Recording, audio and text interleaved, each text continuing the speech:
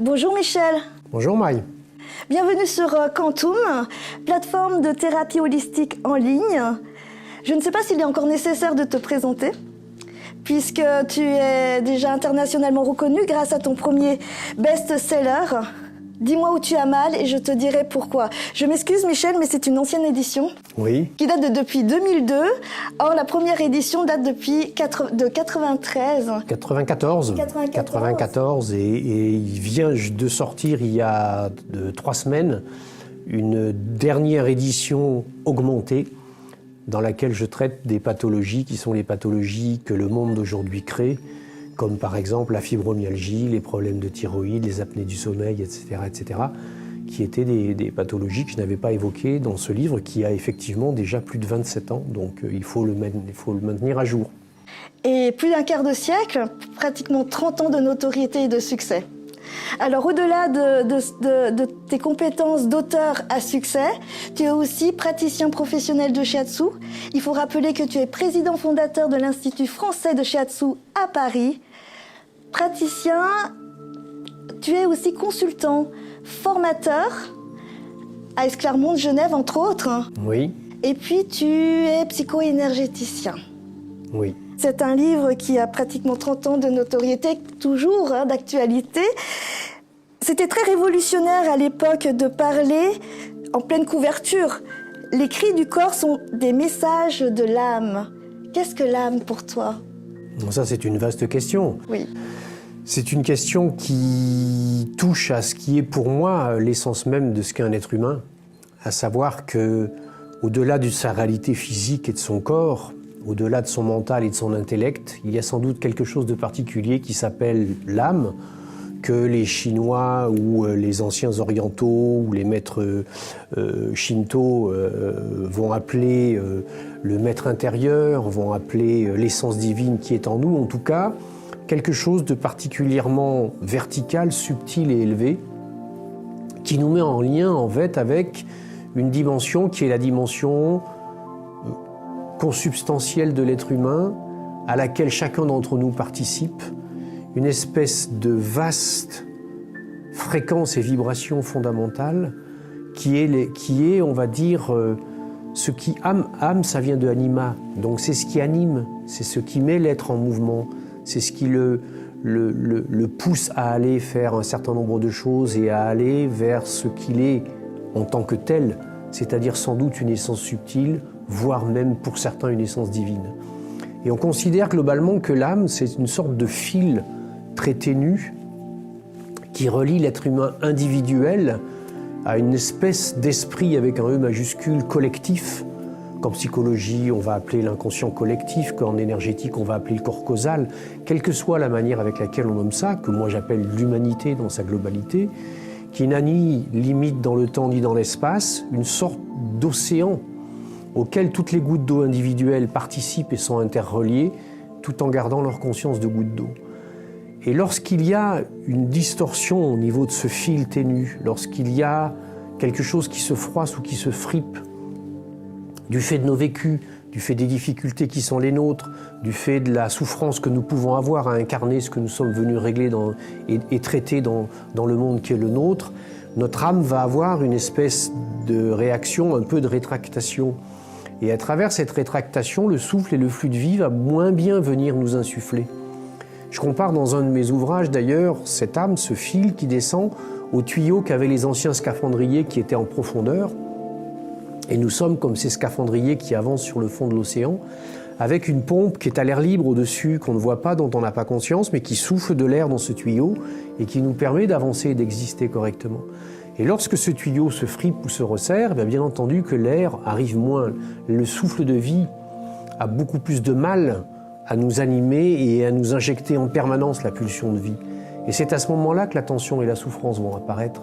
Et c'est pour ça que dans le titre de mon ouvrage, où j'explique un peu ces cheminements, et notamment la vision de l'Orient, qui dit que toute souffrance est la signature d'une distorsion entre ce que nous sommes dans les champs subtils et ce que nous sommes venus incarner, c'est la raison pour laquelle j'ai, à l'époque, effectivement osé mettre dans le titre que sans doute les mots du corps étaient des mots de l'âme. Oui, parce que actuellement, nous parlons plus facilement de voyage astral, de sortie d'âme, de sortie de corps, donc de chamanisme. Mais c'est vrai qu'à l'époque, c'était très, très révolutionnaire. Et d'ailleurs, tu as complété cet ouvrage par le « Dis-moi quand tu as mal, je te dirai pourquoi » qui là traite des cycles de vie. Et comme nous avons une coach qui justement s'occupe sur la plateforme des ruptures de vie, sa question donc de Priscilla serait est-ce que nous sommes soumis à un déterminisme justement parce qu'il y a ces cycles de vie? Déjà, qu'est-ce qu'un cycle de vie dont tu parles dans ton livre « Dis-moi quand tu as mal et je te dirai pourquoi ». Ça, c'est une double question. C'est une double question, oui, c'est vrai, mais c'est tellement riche et dense. Sommes-nous soumis à des déterminismes? Oui. D'accord. Quels sont ces cycles de vie? Ça va être une autre question. Nous sommes déterminés à partir du moment où nous nous incarnons dans ce monde. Nous avons 2 jambes, donc nous sommes déterminés dans la façon dont nous marchons. Nous avons 2 bras, donc nous sommes déterminés dans notre capacité, notre potentiel d'action sur le monde. La construction et la structure du corps d'un individu le déterminent à être capable de faire un certain nombre de choses. Nous ne pouvons pas courir aussi vite qu'un guépard, mais nous allons avoir plus de puissance qu'une fourmi. Donc déjà, de par la structure qui est la nôtre, il y a un déterminisme fondamental. Mais il faut bien comprendre que ces déterminismes sont d'autant plus agissants que nous les ignorons. Plus nous avons conscience des déterminismes qui sont les nôtres, plus nous sommes capables de nous en libérer. Donc de les dépasser. Donc de les dépasser. Et c'est quelque chose qui est fondamental. C'est un peu de comprendre que si nous pouvons nous déplacer librement avec un véhicule n'importe où, par exemple en Europe, c'est parce qu'il existe un code de la route. C'est-à-dire que la règle qui semble déterminée, quand on la connaît, c'est ce qui nous libère. Comprendre nos déterminismes, donc nos raisons d'être. Le premier de nos déterminismes, c'est que nous avons besoin de nous nourrir. Le deuxième de nos déterminismes, c'est que nous avons besoin de dormir. Le troisième de nos déterminismes, c'est que les muscles qui nous servent à agir volontairement ont besoin de se reposer, alors que les muscles qui ne servent que à du neurovégétatif n'ont pas besoin de se reposer. C'est-à-dire ces structures-là déterminent un certain nombre de choses pour nous. Le fait de le savoir, ça va nous permettre de nous en servir comme il convient et de la façon qui convient. Et donc de nous libérer aussi loin et autant que faire se peut des déterminismes qui sont les nôtres. Agrandir notre conscience. Élargir notre conscience, c'est produire ce qu'on appelle une expansion de notre capacité de conscience et notre champ de conscience pour être mieux en prise avec le réel, mieux en prise avec l'incarnation qui est la nôtre, et donc mieux être capable d'en faire quelque chose. Et là, dans ces déterminismes, viennent s'inscrire la question des cycles. D'accord.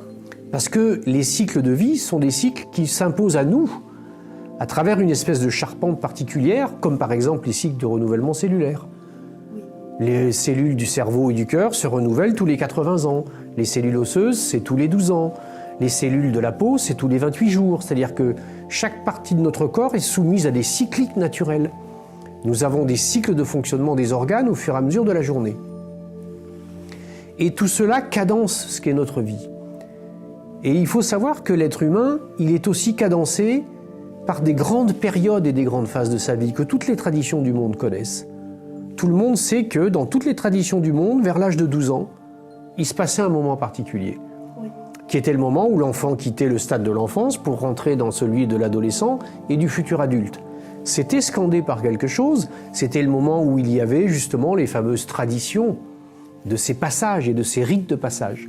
En Afrique, on faisait partir l'enfant seul dans la nuit, au milieu des cris des fauves, etc. Il devait rester plusieurs jours pour dépasser sa peur. Quand il avait dépassé sa peur, il était devenu un adulte, etc. Ces cycles sont des cycles de construction de l'être humain. Et ils ont des cycliques qui sont différentes. Chez nous, à 12 ans, on donnait une montre, c'était la première communion, c'était le bar mitzvah, c'était etc., etc. Il y avait plein de manières de scander ça.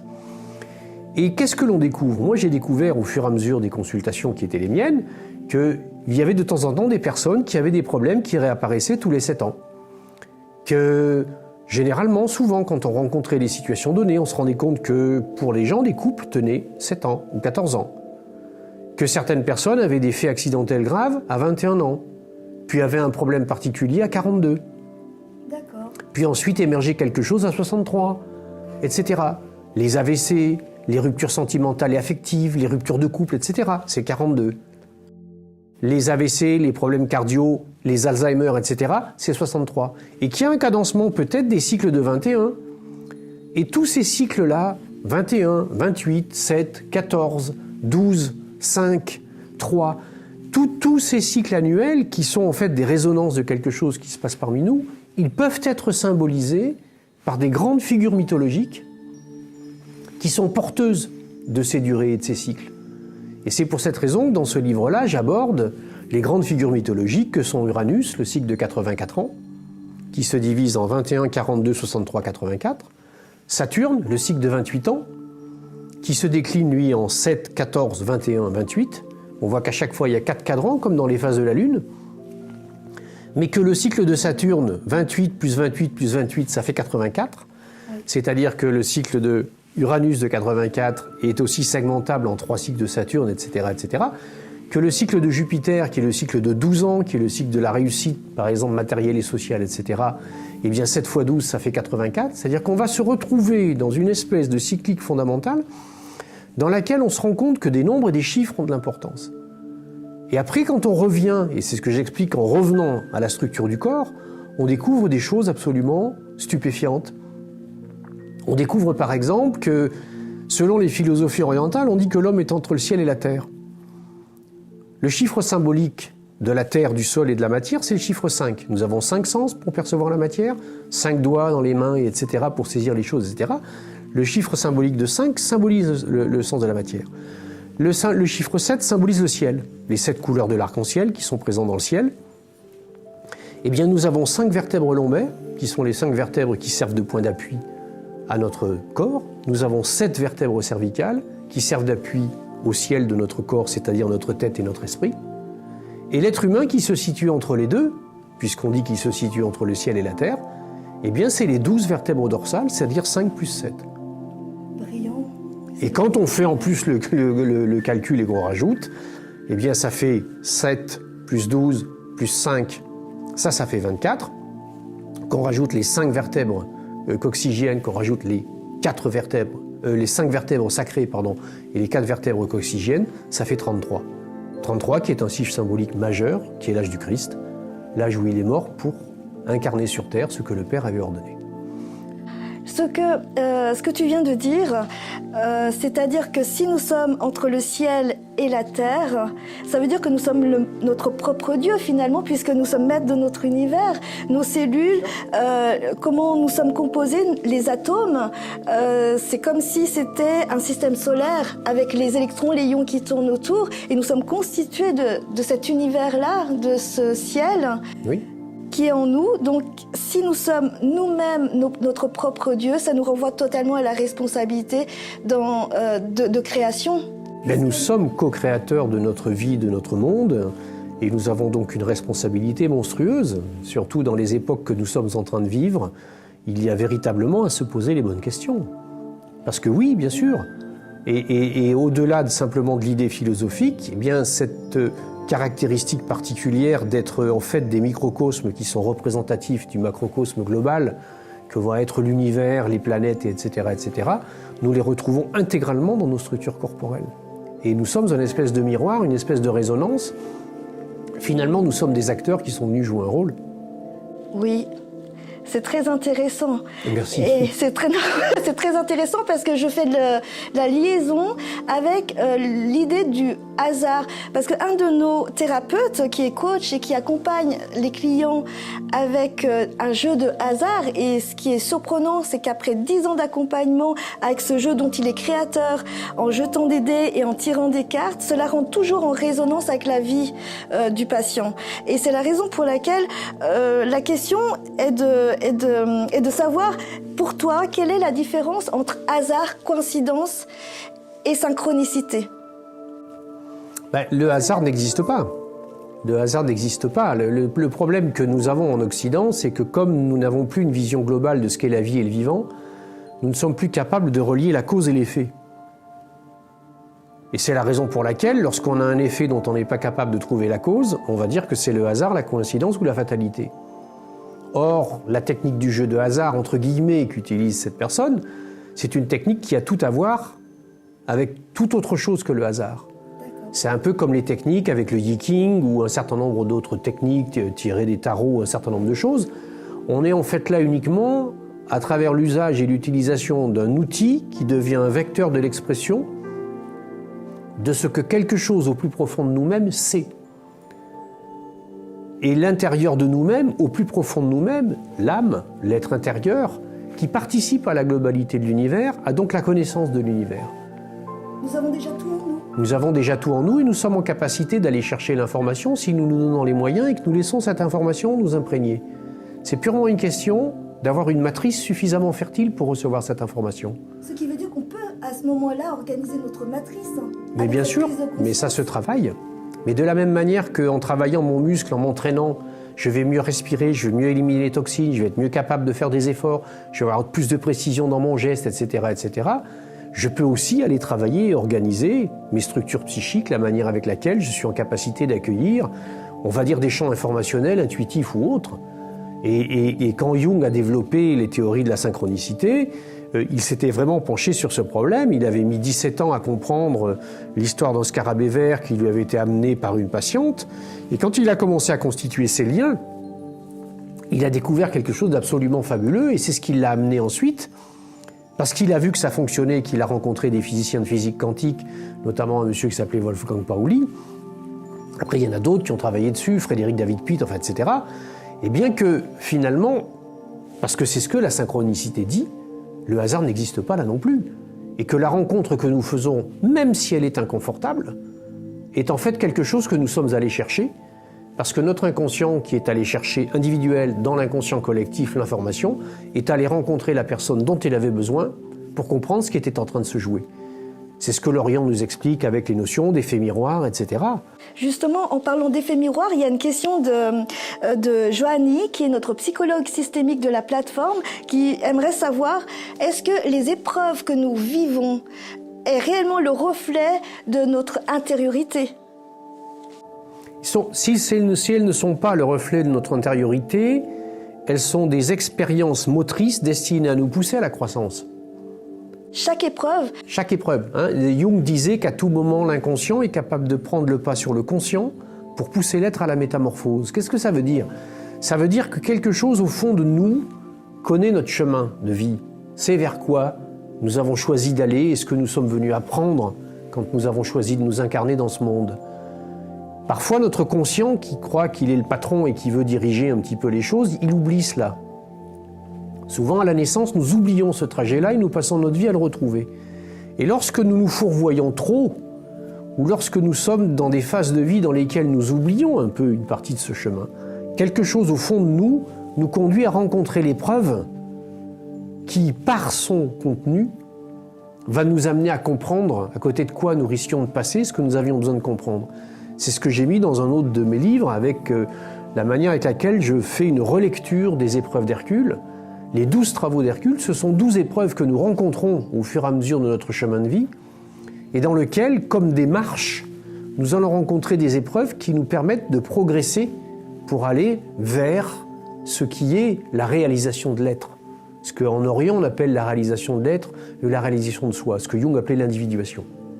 Les épreuves, les maladies, oui, ont un sens qui est celui de nous faire prendre conscience de notre potentiel finalement pour grandir. Oui, mais même en amont et avant ça, parce que les épreuves et les maladies, parfois c'est pas confortable, c'est particulièrement même inconfortable, etc.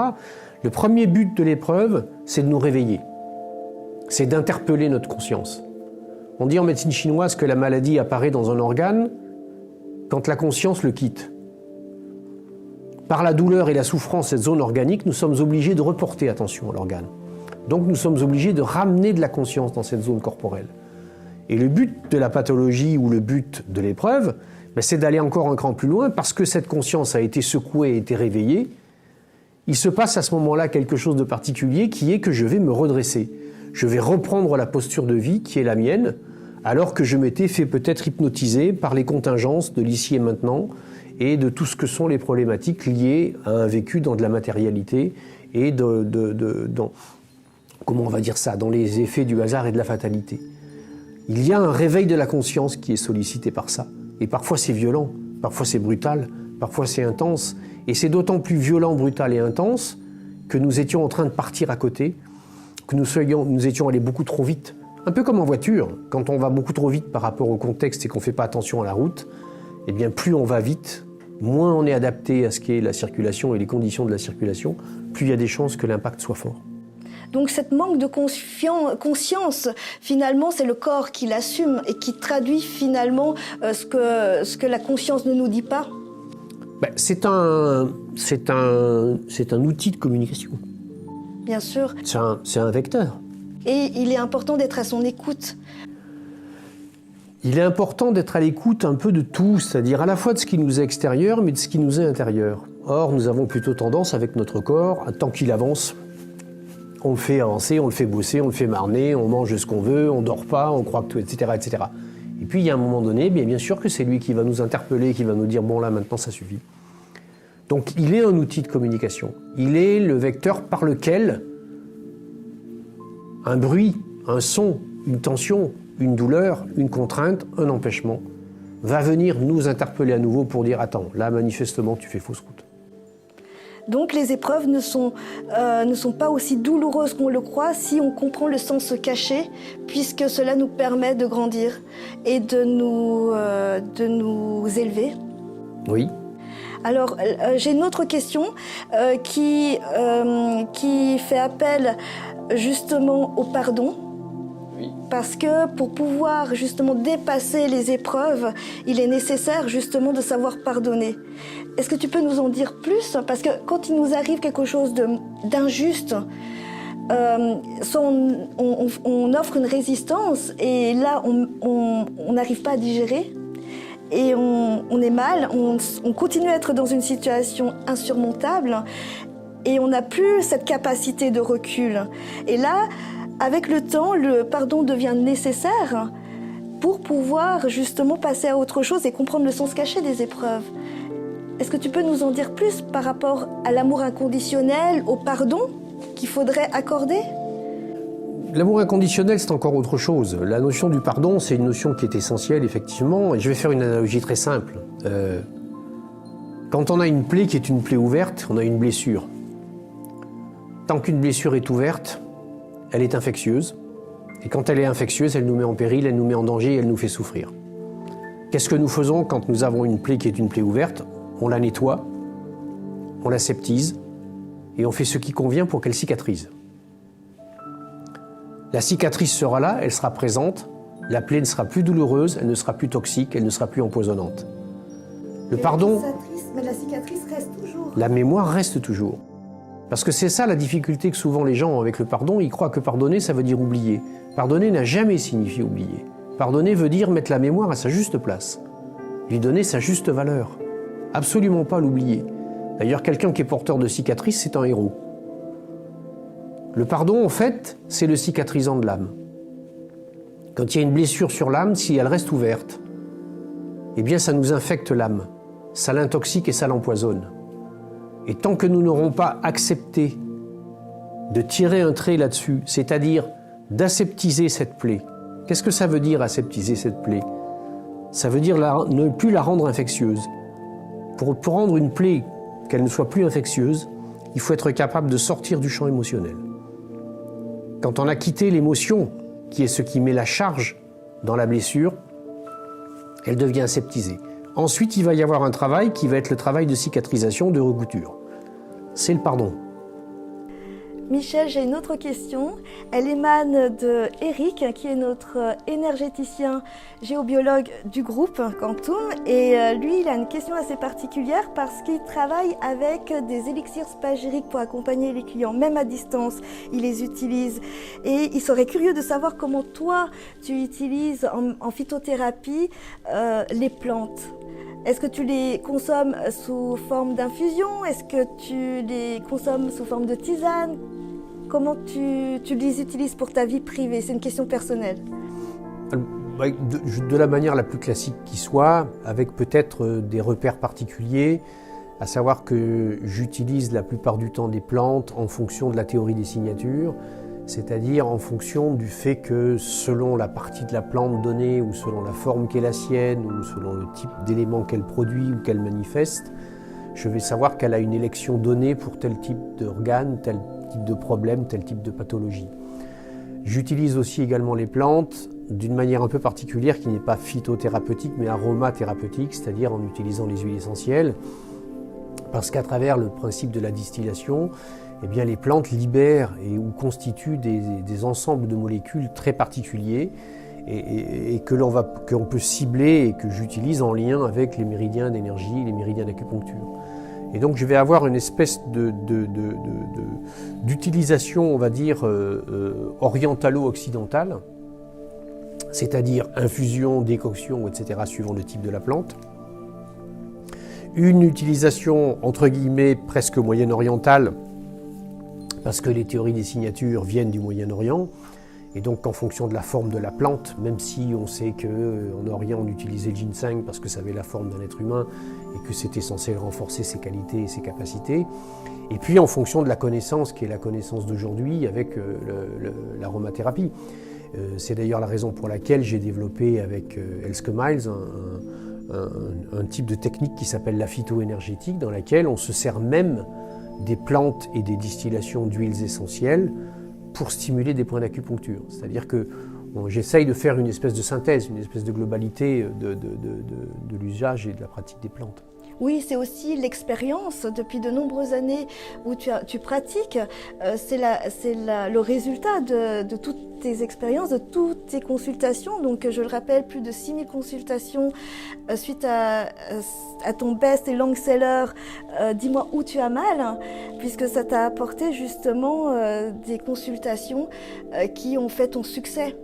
Et qui ont prouvé effectivement la vulgarisation que tu as fait sur les principes de la médecine traditionnelle chinoise. Oui. Mais ça avait commencé un petit peu avant, parce que moi j'ai grandi dans les bois et les forêts. Mon père était garde forestier, donc j'ai grandi et j'ai vu les animaux. J'ai vu comment les animaux se soignaient, comment ils les utilisaient, comment l'ensemble de l'équilibre du biotope dans lequel ils existaient, etc., participait à leur équilibre de vie. Et donc à partir de là, moi-même j'ai grandi dans une espèce d'équilibre naturel, des choses qui m'a donné cette espèce d'habitude. De bon sens. De bon sens de base, de confiance profonde dans ce que la nature peut donner ou offrir. D'ailleurs, les animaux sauvages savent ce qu'il faut consommer. Ce sont les animaux domestiques qui sont malades.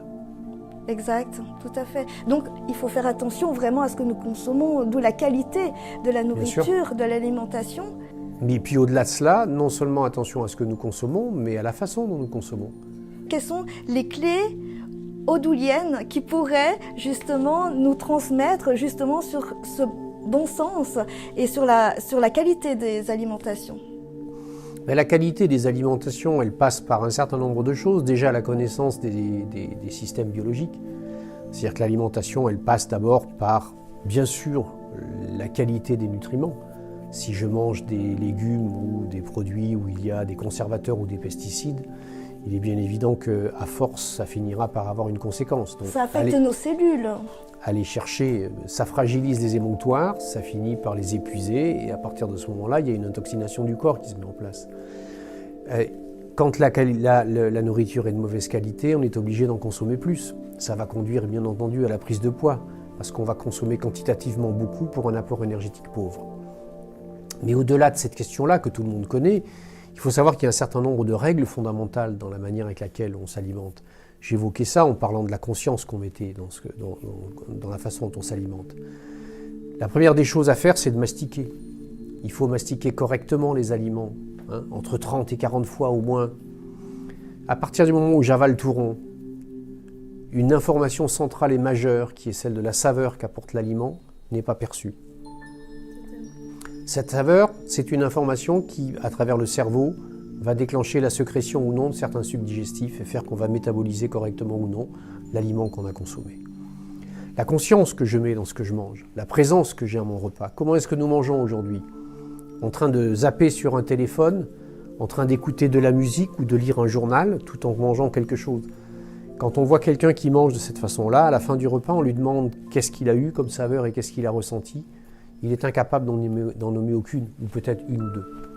On revient toujours à la conscience. La conscience, la présence à ce que l'on est, dans le temps, dans l'ici et maintenant, dans ce que l'on fait, et de pourquoi on le fait. Dans l'ici et maintenant. Nous arrivons bientôt à la fin de notre interview, Michel. Et une dernière question.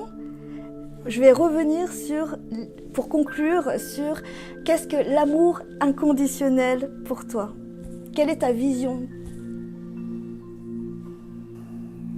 Tout dépend si cette question concerne purement la relation aux autres et aux individus ou si elle concerne la vie en général. La vie en général. Si elle concerne la vie en général, l'amour inconditionnel et la capacité d'accueillir ce que la vie nous propose, quoi qu'elle nous propose, en ne remettant pas en question ou en doute la situation, mais en essayant de lui donner du sens. À travers cette capacité à donner du sens, on accueille et on accepte ce que fait l'amour inconditionnel, par exemple, entre une mère et son enfant, même quand il fait une bêtise, même quand il dit des choses qui ne sont pas celles qu'elle voudrait, etc., etc., elle continue à l'aimer pleinement, elle accueille, elle accepte ce que cet enfant fait, éventuellement elle l'aide et elle le guide.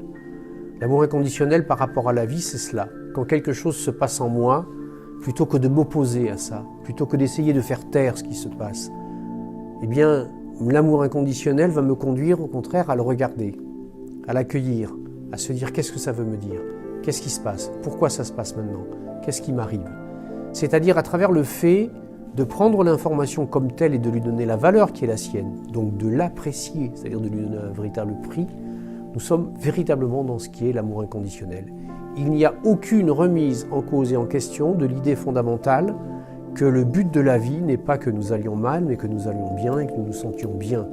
Que donc fondamentalement, la vie, que ce soit celle qui est au fond de nous ou celle qui nous est extérieure, elle nous aime, mais que la manière avec laquelle nous répondons à cet amour est peut-être ce qui fait que nous sommes parfois en souffrance.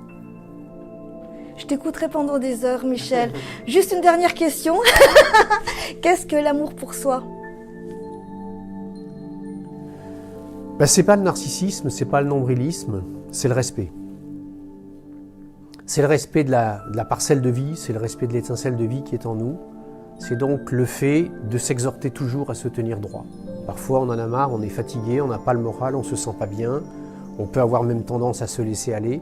Il faut comprendre ce qui se passe à ce moment-là, mais se laisser aller, ça ne veut pas dire qu'il faut accepter et pactiser avec le médiocre. Le propre de l'être humain, c'est de se tenir droit. Le respect de soi, c'est de comprendre ça et de faire toujours l'effort pour le faire au maximum, physiquement, moralement et spirituellement. Donc toujours avoir cette conscience que le corps et l'esprit est lié et que nous sommes entre ciel et terre. Oui, et qu'à l'intérieur de nous vibre quelque chose qui nous aime et qui n'a qu'une envie, c'est que nous allons bien. Je te remercie, Michel, Merci, d'avoir su créer, d'être le lien entre l'Occident et l'Orient, grâce à cette grande intériorité à travers tous tes livres d'une richesse inouïe, d'avoir su vulgariser plusieurs plurimillénaires de sciences en Chine, de médecine traditionnelle chinoise, puisque ça a été traduit, tu as été traduit en chinois complexe et mandarin. Et mandarin, oui, les deux, absolument. J'ai été très très étonné de voir que, si j'osais dire, la maison mère était revenue vers moi et m'avait demandé, effectivement, parce qu'il me disait, nous avons en partie oublié ce qui était l'essence même de notre connaissance. Et comme j'ai été élevée avec les préceptes taoïstes, je te remercie infiniment d'avoir fait ce lien. Merci beaucoup, Michel. Merci d'avoir eu envie de me parler. Alors, au plaisir et à bientôt. À très bientôt.